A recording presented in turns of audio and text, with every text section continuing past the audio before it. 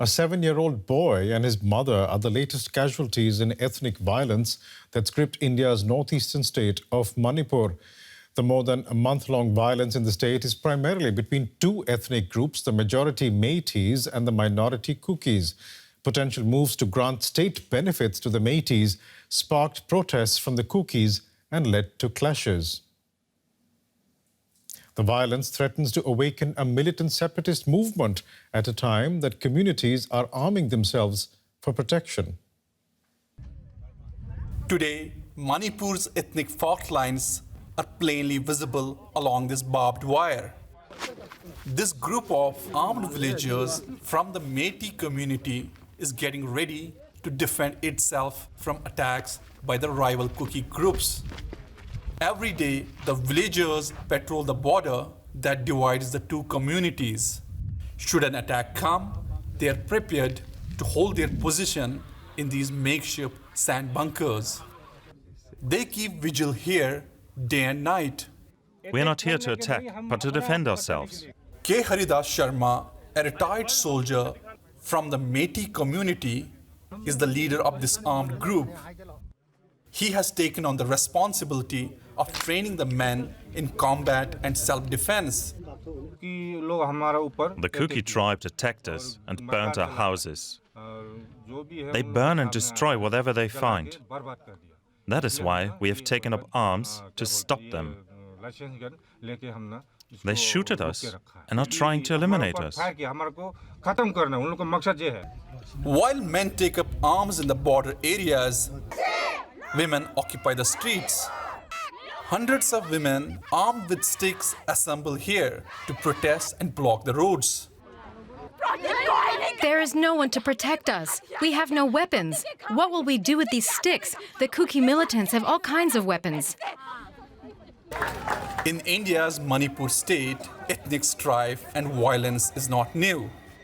The state has grappled with insurgencies and protracted ethnic conflicts ever since the creation of modern India, resulting in thousands of casualties. On the hills across the border, we get rare access to the Kuki rebels. Don Wapi, their leader, takes us to an undisclosed location in the hills. In this camp, they're constructing bunkers with sandbags. Wapi briefs his men to prepare for attacks. And if they come again like that day, so you shot them and then defend it. They show us handmade weapons inscribed with "Made in Kuki." Wapi says they are fighting for a separate state. The Kuki is called Kuki land. There is no member of parliament representing us in the parliament also. Who will hear us? So we have to shoot the gun so that we will be heard in Delhi also, in everywhere possible. Defending our lands, because we have been wrongly accused of as a drug seller community and forest destroying community. Far from the rebels' position in the hills, these Kuki women have assembled to mourn the death of their men. With the current spate of unrest in its second month, tensions in the ethnically divided region have shown no signs of easing. And joining me now for more is Ajay Sani, an expert in conflict in South Asia and also the executive director of the Institute for Conflict Management. Mr. Sani, 1 month since the start of the violence in Manipur, how would you describe the situation currently in the state? It has been substantially contained. However, there are still some incidents ongoing. There is a fairly severe clampdown. The army has been deployed. There is still a widespread restriction on movement curfews in many areas. So situation is very tense. The basic problem remains and will continue till some kind of a negotiated resolution is achieved.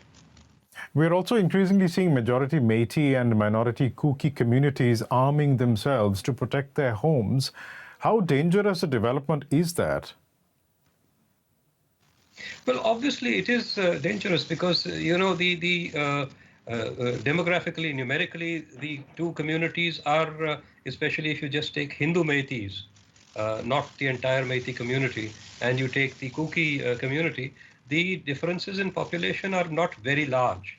So if you have two of the principal populations of the state in armed sort of confrontation one with the other, with a level of hatred that is being provoked constantly, I think the situation is and will remain quite explosive, though it has, as I said before, been suppressed or contained for the time being through what I would say is overwhelmingly a use of armed force.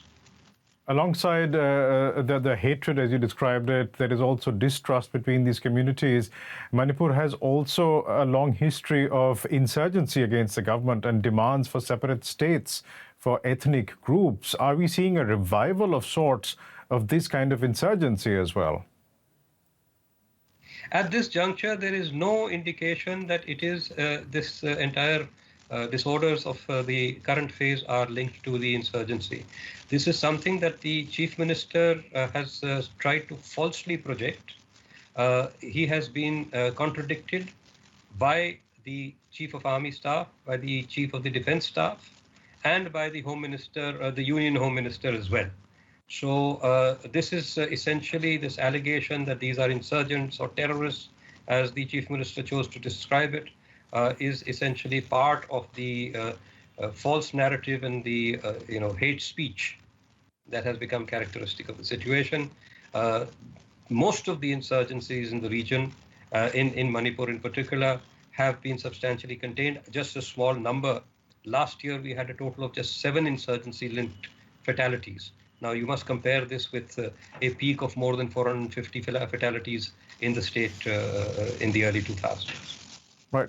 And what is the risk that the ethnic violence that we are seeing in Manipur spreads to other states in northeastern India? Not significant. You see, while there are linkages between various groupings across borders, there is not such a large sort of overflow of particularly of Kuki or Meitei populations anywhere else. And these are all, all the movements of Northeast India are largely tied to specific ethnic groupings.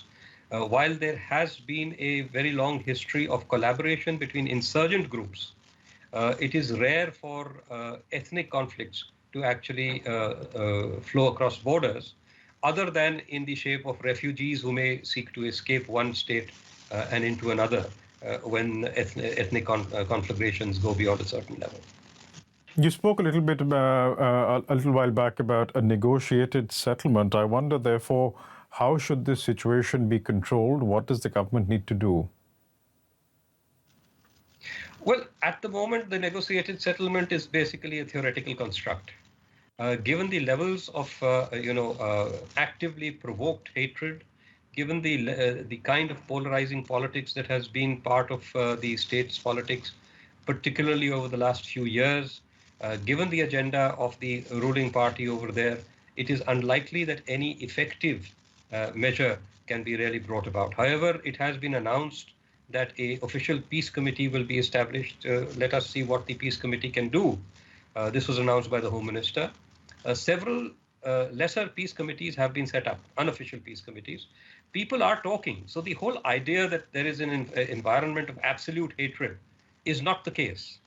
The Meitei is still talking to the Kuki, but at the establishment level, at the level of organized groupings, polarized politics becomes the most important mobilizer, and consequently hate speech and this kind of mobilization through hatred becomes the most visible index of what is going on. Right. It is not the case that every Meitei hates every Kuki or the other way around. Right. We'll leave it there for the time being, but thank you so much for joining us today, Ajay Sani.